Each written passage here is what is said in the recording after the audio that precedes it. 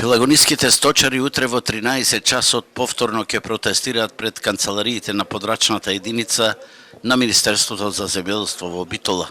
Нивното незадоволство расте, како што велат, поради неисплатени субвенции, ниската откупна цена и недоволната поддршка нова производство, кое е суровинска основа на млечниот бизнис во Македонија.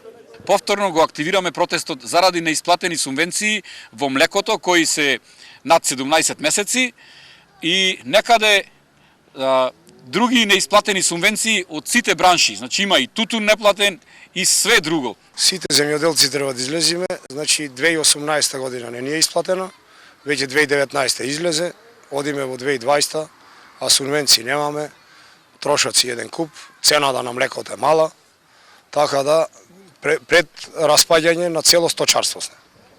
Значи сточарството ќе го бараме со двоглед, али нема да го добиеме. Ќе го нема. Млекото не ни е платено, субвенциите и 2018, 2019 и по грлото истото. И не ни е покренато под грло млекото, ова од субвенциите под грло, тоа е пред 10 години таа цена.